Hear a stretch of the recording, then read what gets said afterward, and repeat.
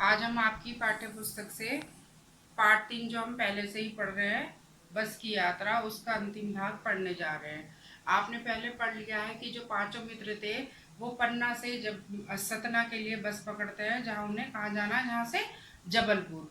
और वो ऐसी पुरानी बस थी कि वो रास्ते में चल नहीं पा रही थी, लेकिन उसके हिस्सेदार ने उनको आश्वासन दिया कि नहीं चलेगी और बस पूरी तरह आपको यात्रा कराएगी।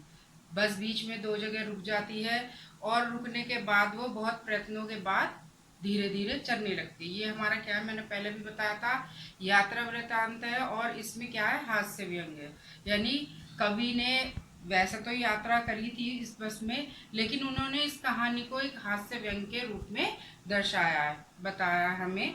हिस्सेदार साहब ने इंजन खोला और कुछ सुधारा, बस आगे चली। हिस्सेदार यानी कंपनी के जो हिस्सेदार थे, और ड्राइवर ने मिलके पता नहीं उसमें कितना सुधार किया जो वो बस आगे चल गई। उसकी चाल और कम हो गई और धीरे धीरे उसकी चाल कम हो गई। धीरे धीरे वृद्धा की आंखों की ज्योति जाने लगी। यानी कि धीरे धीरे जैसे उसकी चाल कम हो गई थी और उस वृद्धा की यानी बस की, बूढ़ी बस बताया था ना वो, उस बस की आंखों की ज्योति यानी उसकी हेडलाइट वो जाने लगी थी। चांदनी में रास्ता टटोल कर वो रेंग रही थी। चांदनी थी यानी चंद्रमा की रोशनी में, चांदनी रात थी ना, तो चांदनी रात में वो क्या कर रही थी, धीरे धीरे चांद की रोशनी में ही रास्ता ढूंढकर रेंग रही थी यानी बहुत धीरे धीरे चल रही थी। आगे या पीछे से कोई गाड़ी आती दिखती तो एकदम किनारे खड़ी हो जाती, और जैसे ही उसके बराबर बराबर से कोई गाड़ी आती तो ड्राइवर क्या करता, उसको एक साइड में लगा लेता था। और जैसे ऐसा लग रहा था बस वो कह रही हो, निकल जाओ बेटी, अपनी तो वह उम्र ही नहीं रही। कि बस ये कह रही है एक साइड में होके कि निकल जाओ बेटी, अपनी तो आगे बढ़ने की उम्र ही नहीं रही है। एक पुलिया के ऊपर पहुंचे ही थे कि एक टायर फिस करके बैठ गया, और एक पुलिया के ऊपर पहुंचे ही थे कि एक टायर उसका क्या हो गया, पंचर हो गया। वह बहुत बहुत जोर से हिलकर थम गया, और जैसे ही टायर आपने देखा भी होगा, पंचर होता है तो वो क्या होता है, धप से नीचे बैठ जाता है। तो वो बहुत जोर से हिलकर थम गया। अगर स्पीड में होती तो उछलकर नाले में गिर जाती। अगर, क्योंकि वो धीरे चल रही थी, लेखक कहते हैं अगर वो स्पीड में होती तो वो क्या हो जाती, डायरेक्ट नाले में गिर जाती। मैंने उस कंपनी के हिस्सेदार की तरफ पहली बार श्रद्धा भाव से देखा, और पहली बार श्रद्धा भाव भी यहाँ उन्होंने हास्य व्यंग किया है। हालांकि उन्हें उस टाइम गुस्सा आ रहा होगा, लेकिन उन्होंने यहाँ क्या किया, क्या कहा है लेखक ने, कि मैंने पहली बार उसके मालिक की तरफ श्रद्धा भाव से देखा।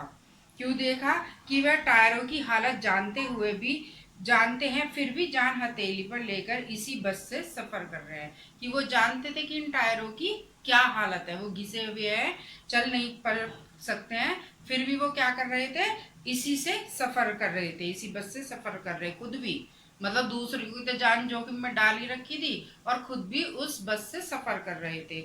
उत्सर्ग की ऐसी भावना दुर्लभ है। उत्सर्ग यानी बलिदान, उत्सर्ग यानी बलिदान की ऐसी भावना दुर्लभ है। दुर्लभ यानी बहुत कम देखने को मिलती है। सोचा इस आदमी के साहस और बलिदान भावना का सही उपयोग नहीं हो रहा। मैं मन ही मन लेखक सोच रहे थे कि इसमें इतना साहस और बलिदान की जो भावना है उसका उपयोग सही जगह नहीं हो रहा। इसे तो किसी क्रांतिकारी आंदोलन का नेता होना चाहिए, यानी क्रांति के लिए इसका साहस और बलिदान का उपयोग होना चाहिए, यानी सही जगह इसका उपयोग नहीं हो रहा। अगर बस नाले में गिर पड़ती तो हम सब मर जाते। अगर वह बस उस टाइम पंचर होते ही नाले में गिर जाती तो हम क्या हो जाते, मर जाते। देवता बाहें पसारे उसका इंतजार करते, और देवता क्या करते, हमारा ऊपर इंतजार करते। वह महान आदमी आ रहा है। लेखक उसके हिस्सेदार के लिए कहता है कि वह महान आदमी आ रहा है जिसने एक टायर के लिए प्राण दे दिए, मर गया पर टायर नहीं बदले, यानी जान दे दी पर एक टायर नहीं बदला बस का, और लोगों की भी जान जोखिम में डाल दी। दूसरा घिसा टायर लगाकर बस फिर चली, और दूसरा घिसा हुआ टायर लगाकर बस को फिर चला दिया गया। अब हमने वक्त पर पन्ना पहुंचने की उम्मीद छोड़ दी। लेखक कहते हैं जब उसमें दूसरा टायर बदला गया तो हमने क्या छोड़ दी, पन्ना जाने की उम्मीद ही छोड़ दी। पन्ना कभी भी पहुंचने की उम्मीद छोड़ दी थी, पन्ना क्या, हमने कहीं भी पहुंचने की उम्मीद छोड़ दी थी। अब लेखक कहता है कि पन्ना तो पन्ना, हमने तो ये सोचा था हम कहीं पहुंचेंगे ही नहीं, हमें तो यहीं रहना है। लगता था जिंदगी इसी बस में गुजरनी है, यानी अब हमें ऐसा लग रहा था ये पूरी जिंदगी हमारी इसी बस में गुजर जाएगी और इससे सीधे उस लोक को प्रयाण कर जाना है और सीधे प्रस्थान कर जाएंगे उस लोक यानी परलोक में, यानी सब मर जाएंगे। इस पृथ्वी पर उसकी कोई मंजिल नहीं है और इस धरती पे तो उसकी कोई मंजिल नहीं है, यानी कोई भी ऐसी जगह नहीं है जहाँ पे जाके ये रुक जाए। हमारी बेताबी तनाव खत्म हो गए और हमारे मन में जितनी घर जाने की बेताबी जल्दी थी, तनाव गुस्सा था, है ना, वो सब खत्म हो गई।